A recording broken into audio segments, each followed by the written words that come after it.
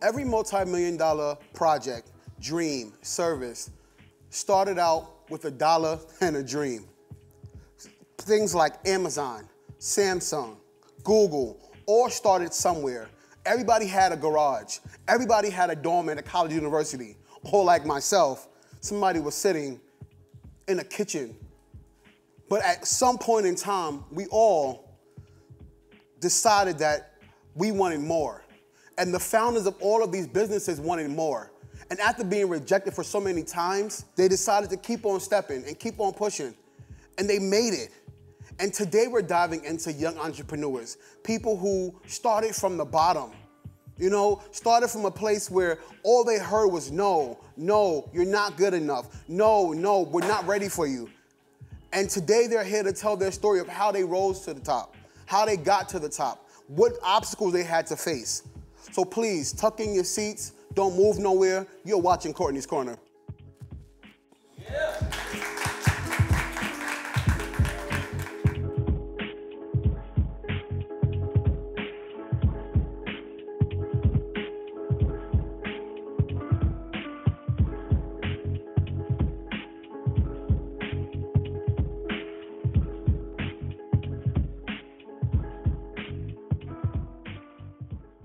Welcome back to Courtney's Corner. Today, I am so honored to have the lovely Miss Queen Libra, also known as Kenya Gaynor, the founder of, correct me if I'm wrong, Thunder Stereos Entertainment. Give a round of applause, everybody.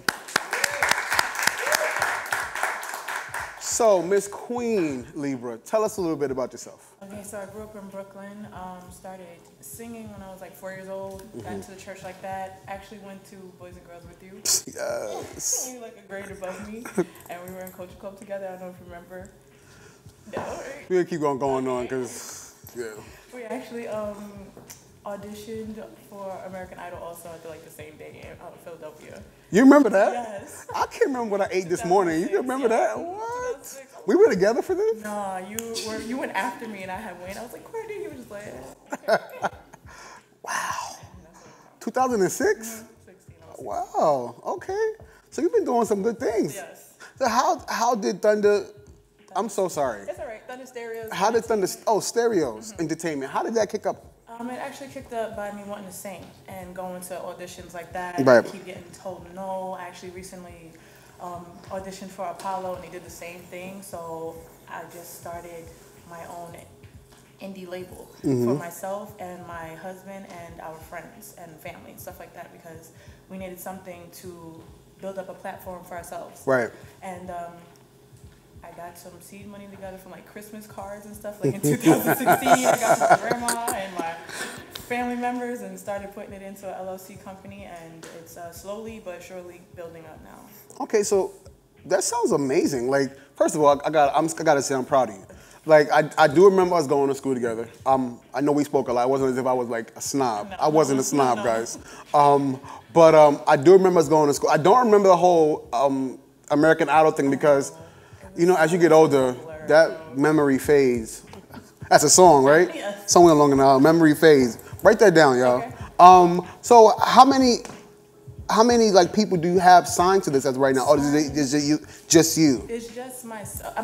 I don't really do contracts. It's like I kind of took that note from Prince. I studied him, and he had all of his friends, and he would not sign contracts with his family members or friends to not hold them if they didn't want to stay, and they can take their music with them.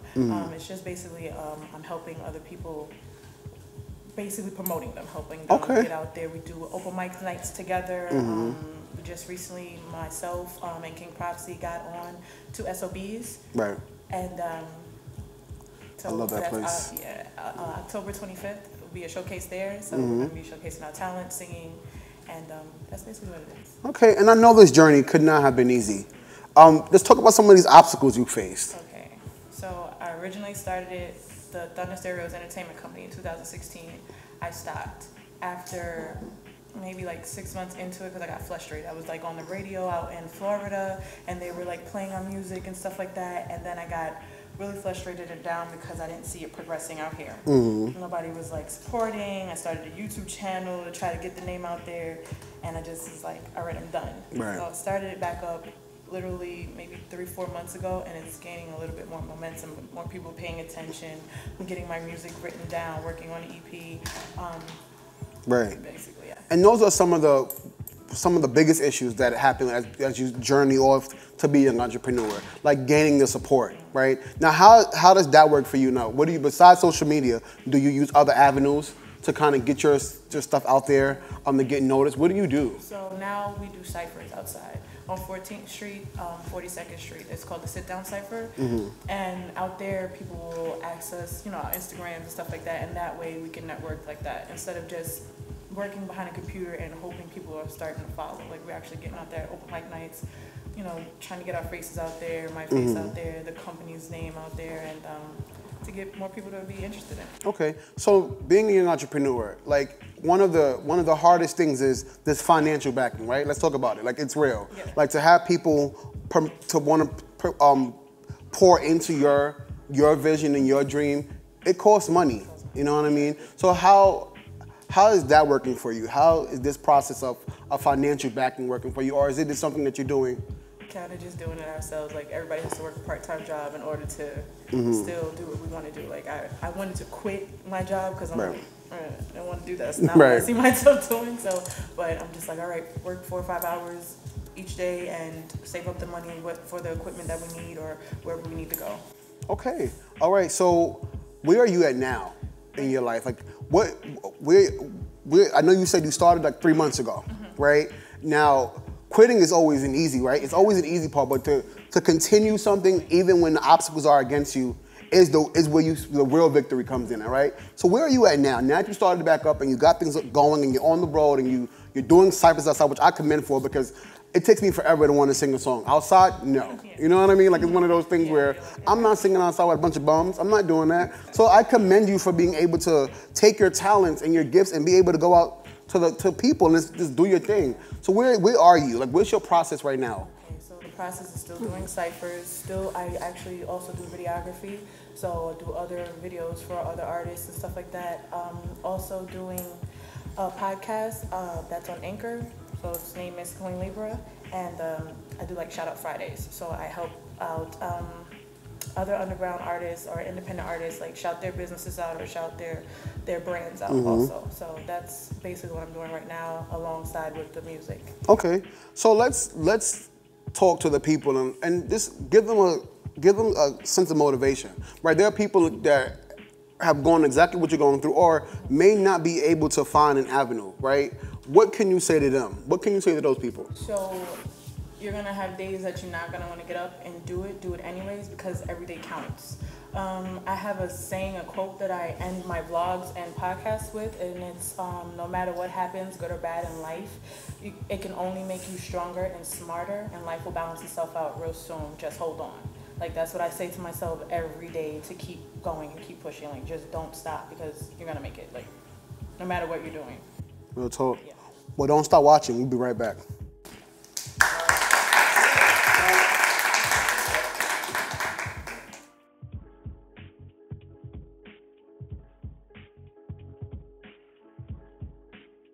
Joining us is the lovely Annie Rodrigues. Make some noise for her, guys.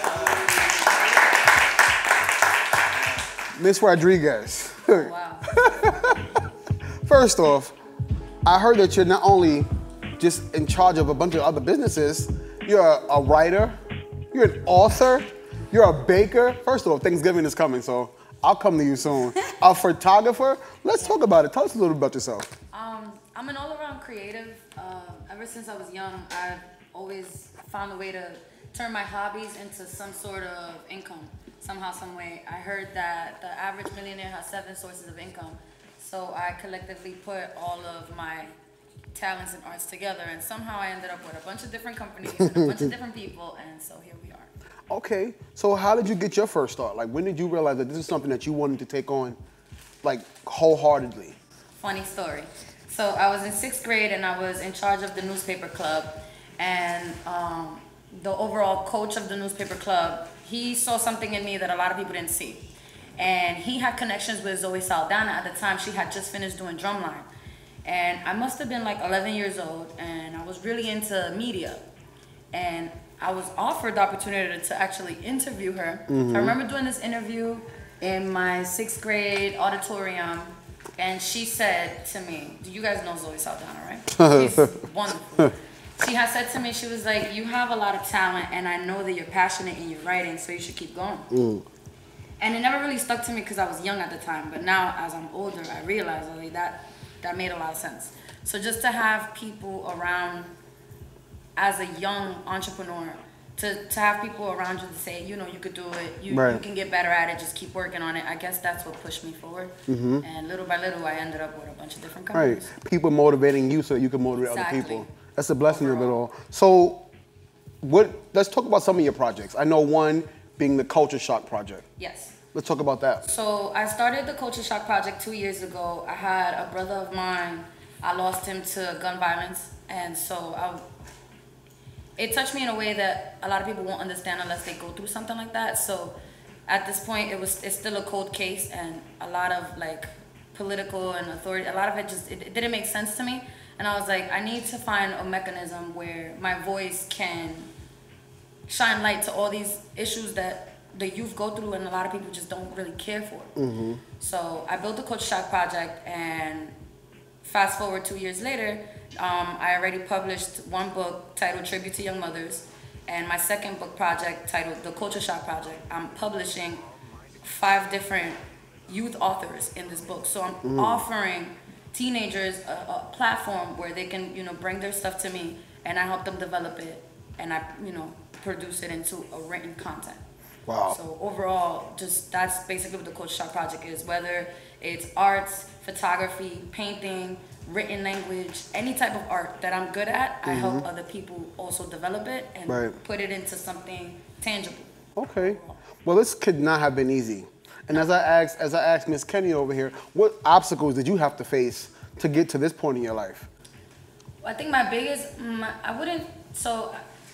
oftentimes I don't view things as obstacles. I just view them as pushing mechanisms. So things that push us to do better overall. So I remember being 17 years old and pregnant and in class, and I remember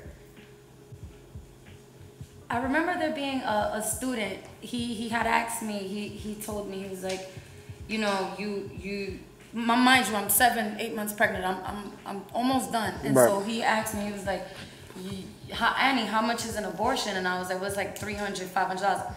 Granted, I didn't have to answer that question because it was really rude, but just the thought process and the ignorance behind it, it just showed me that there's just literally people in the world that no matter how much you try to do better, and they just don't really see that. They just think that you're supposed to be exactly what the statistics say that you're supposed to be. Right. And even through that, I still scored the highest level of the Regents, and I wasn't even in school because I was pregnant. So, and everybody in my class was like, how did you even do that? I was like, because I studied.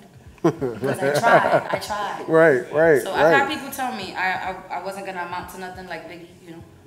I wasn't going to be anybody, and so I just kept on working. I don't sleep often. I don't sleep ever, actually, because I'm always working on new projects. Sleep when you're dead? Yep. Heard you. We'll be right back with more Courtney's Corner.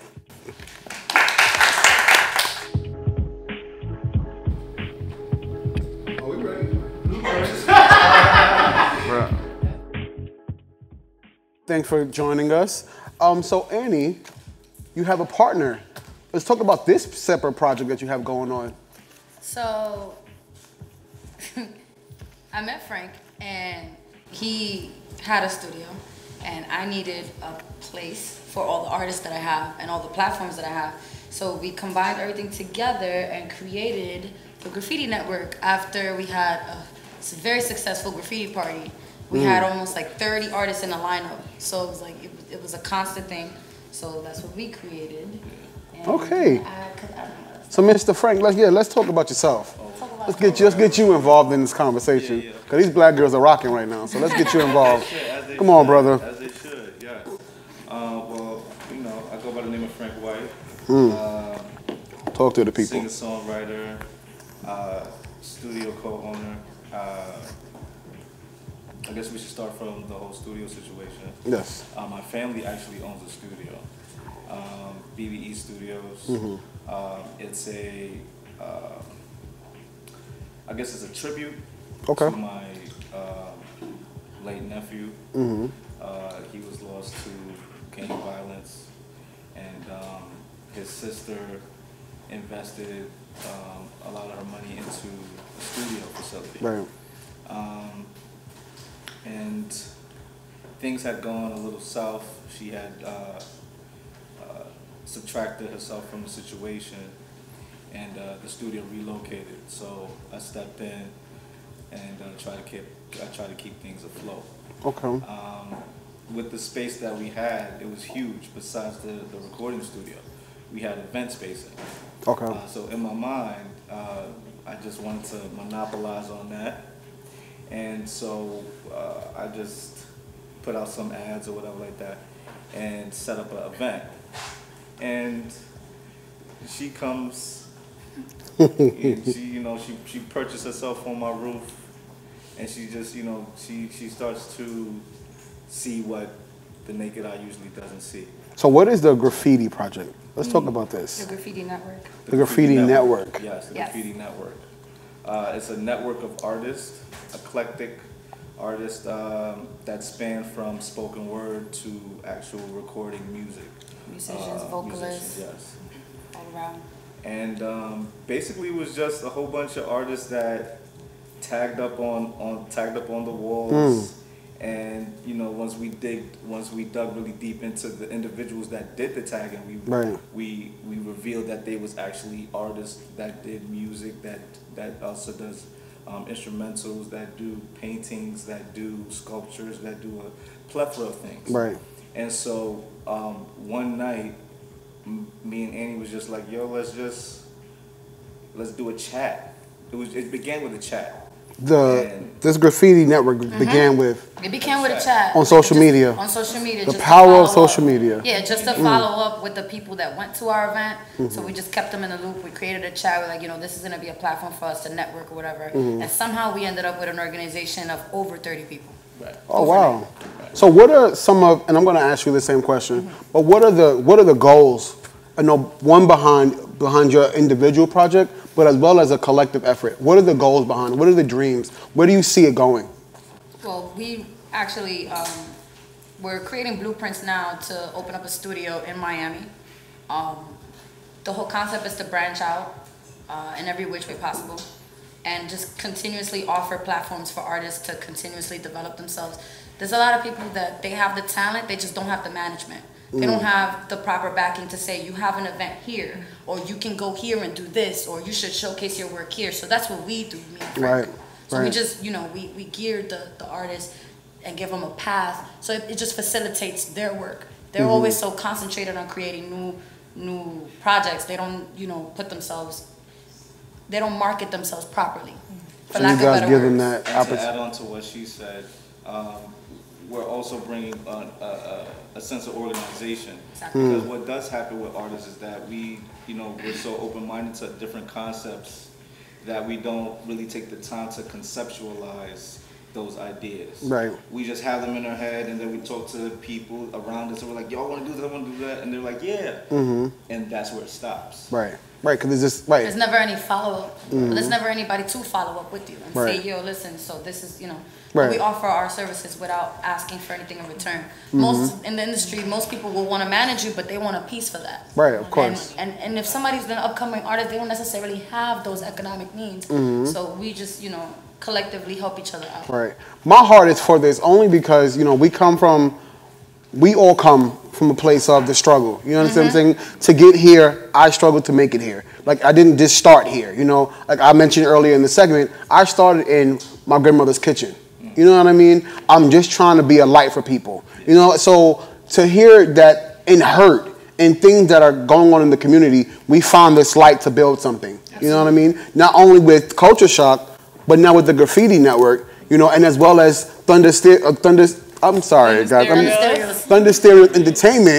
I got it, right? Thunder Stereo Entertainment.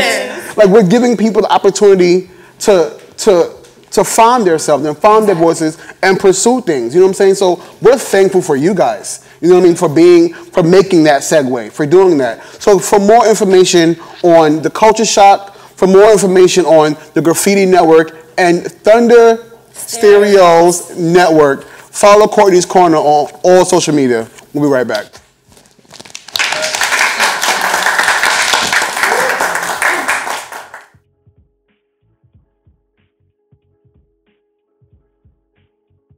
Why are they still here? Didn't you let them go? I couldn't let you guys go because the viewers were like going in on questions, and I wanted to be able to have them get answered. Okay, is that okay? Okay. Here? All right. So one of them were, how do you define success? It's defining success, manifesting what you set in your mind.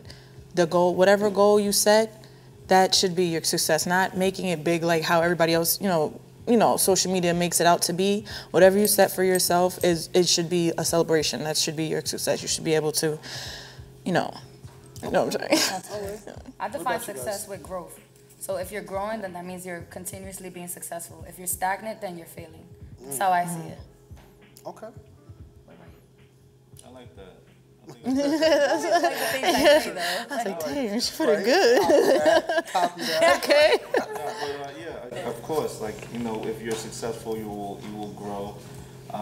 And if the ideas that you had starting up in what you wanted to do, to set out to do, if you see that, if you visualize that and you see that with your lifestyle and how you're living, and you're making other people happy, and you're you know what I'm saying, taking care of people as well. I think that's also a scale of success right there. Okay. Yeah. I like that too. I'm going to start with you, Andy, this time. What impact do you want your company to have in your community, in your nationality, and in your world? Ooh, that's a great question. Well, I could actually piggyback off the impact that it already has had. I've had all types of people reach out to me because they like the vision, they like the idea, and they like where I'm going. So I want to continuously have that open platform where people can say, okay, we can go to the Culture Shock Project or the Graffiti Network because we know that those are a group of collective people who would hear us out, who will help us develop, and who would shine light to whatever issues it is that, you know, we're having. Right. So just to continuously have that, that's ultimately the end goal. Okay, Kenya? The same. Actually want to impact younger people to do what they set out to do and not have anybody tell them that they can't do it. Okay?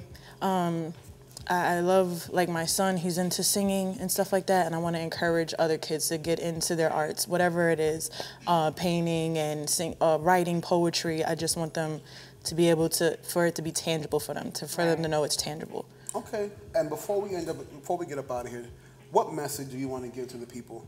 Those who are at home right now, putting pen to paper and not sure which direction to go in. What message can we give them? Teamwork. Teamwork. You can't. There's no I in team. You really have to surround yourself with people of the same vibration. You have to surround yourself with people of like mentality. You have to surround yourself with people that share the same beliefs as you do. And with drive, it's gonna be different. But if they can match your drive, then you know that's who you should surround yourself with. So that's one of the things I definitely want to say is there's no I in team. It's all about teamwork. It's all about teamwork. I have a quote that I always I have it tatted on myself because that's how much I believed in my own words, and I put it in my first book. And so it's the universe will give the toughest paths to the strongest souls. So with that being said, like everything that you go through, people always see it as a negative aspect, and I think that that's not the focus they should have. Whatever it is that you're going through in your life, it may seem like it's difficult, but just use it to fuel yourself to create a better situation. Don't think of it as the end of the world because you're going through such a tough time. Right. Just use it to move forward.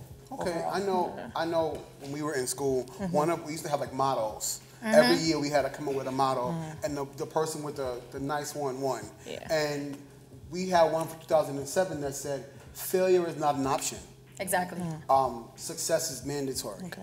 And at that age, you don't really kind of get it until you're in the world and you're trying to make a life happen for yourself. Then it clicks. And then it clicks. Like, failure is not an option. You're not brought here to fail. God didn't place you here to fail. You know what I mean? We all have a purpose, a destination. I don't want to start preaching, but you know how I am.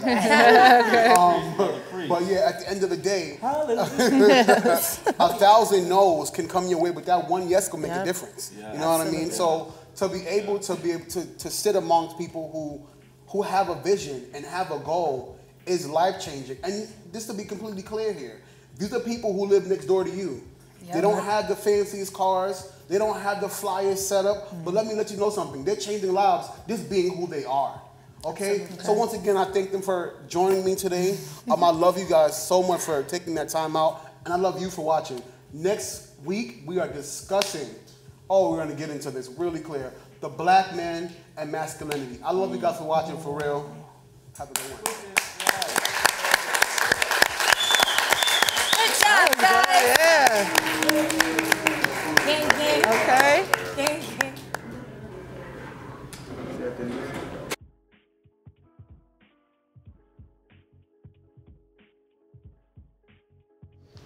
Next up is a young man from my hometown in Brooklyn, New York. He's a soothing neo-soul artist coming to us with a beautiful song, his rendition of India Ari's Ready for Love. Give it up for your friend, your brother, Craig.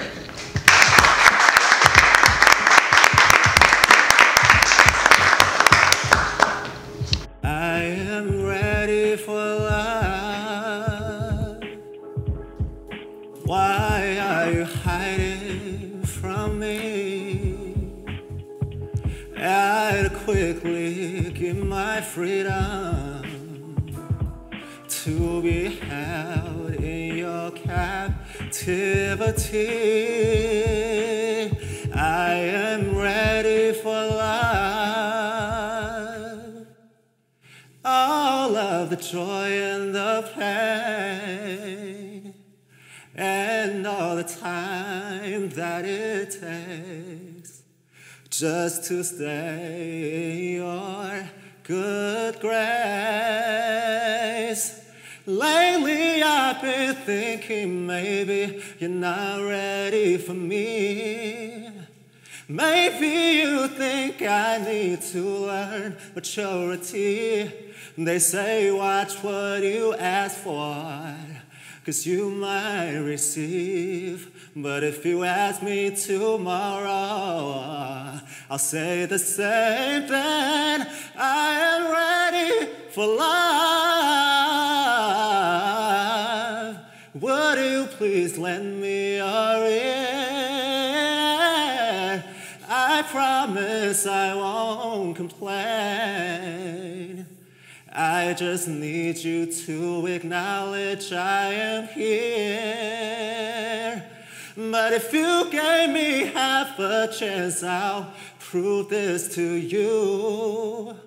I will be patient, kind, faithful, and true to the one who loves music, the one who loves art, respects the spirit world, and thinks where their heart,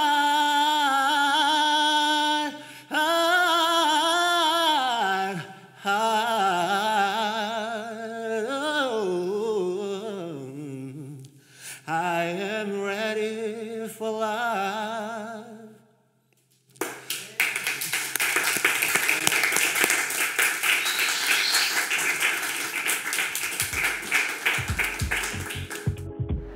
Welcome back, welcome back. We're gonna get into this today on Courtney's Corner.